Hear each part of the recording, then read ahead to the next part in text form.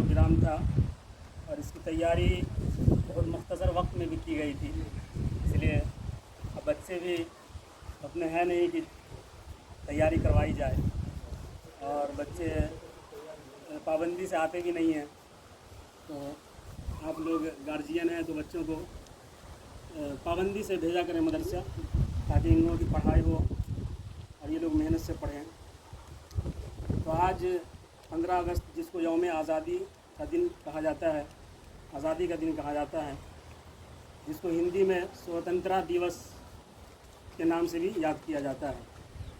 दोस्तों, हमारी ज़िंदगी में एक मज़हबी त्यौहार होते हैं और एक कौमी त्यौहार होते हैं।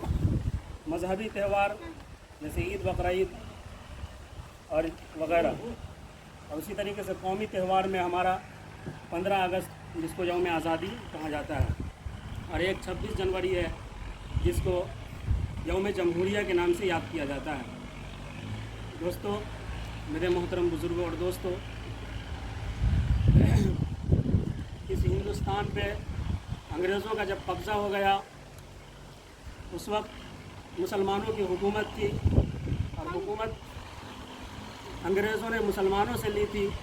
इसलिए इस मुल्क की आज़ादी के लिए मुसलमानों को बहुत ज़्यादा जिद्दोजहद करना पड़ा, और मुसलमान इसकी आज़ादी के लिए दिनों रात कोशिश करते रहे और अपनी जान की कुर्बानी देते रहे, और ये मुल्क की आज़ादी के लिए रातों दिन फ़िक्र करते रहे। उसमें बहुत से उलमा का नाम भी आता है।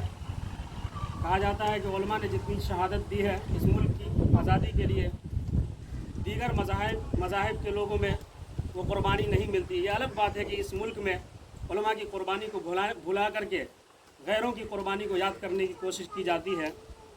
हालांकि मुसलमानों का सबसे आगे इसमें किरदार रहा है। कहा जाता है कि 1857 ईस्वी की जंग आज़ादी में मुसलमानों की बहुत ज़्यादा जानें गई, और उस वक्त मुसलमानों ने सोचा कि इस मुल्क की आज़ादी के लिए हमको सारे मज़ाहिब के लोगों को लेकर साथ चलना होगा, और सबके साथ मिलजुल कर इस मुल्क की आज़ादी के लिए कोशिश करना होगा। चुनांचे उस वक्त आलिम उलमा ने कोशिश की। उलमा की फ़िक्र का अंदाज़ा आप इस बात से लगा सकते हैं।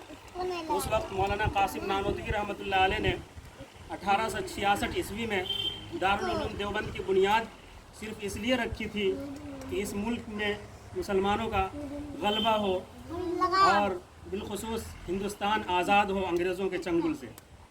चुनांचे 1866 ईस्वी में दारुल उलूम देवबंद कायम किया गया।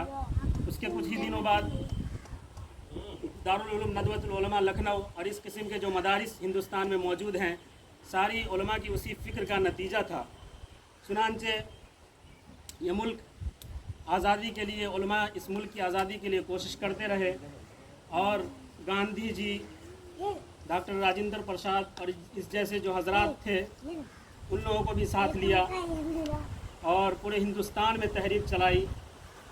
कई किस्म की तहरीकें चली। चुनांचे 1857 ईस्वी की जंग आज़ादी के नतीजे में ऐसी फ़िक्र पैदा हुई कि 1947 ईस्वी को ये मुल्क बिल आखिर आज़ाद हो ही गया, और इस मुल्क को आज़ादी की राह पर लाने के लिए जितना गैरों का किरदार रहा है, उससे कहीं ज़्यादा मुसलमानों का किरदार था।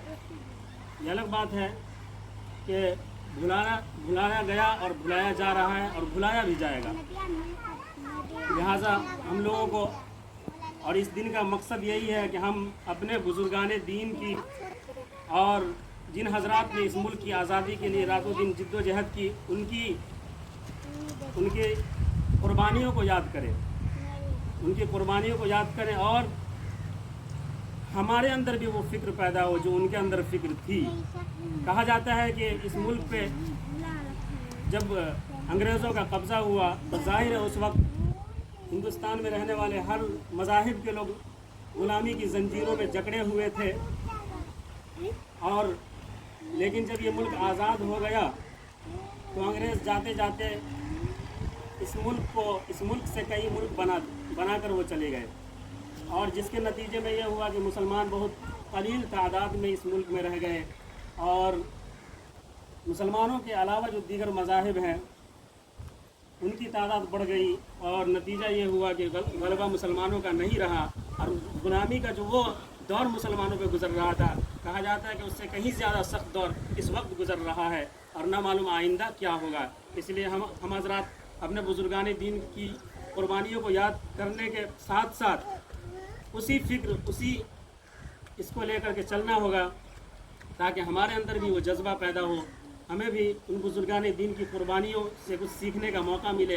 چنانچہ اس دن کو جو ہم مناتے ہیں تو انہی بزرگان دین کی قربانیوں کو یاد کر کے ان کی طرح حوصلہ رکھنے کا ہمارے اندر جذبہ ہو۔ انہی مختصر باتوں پر میں اپنی ان باتوں کو ختم کرتا ہوں۔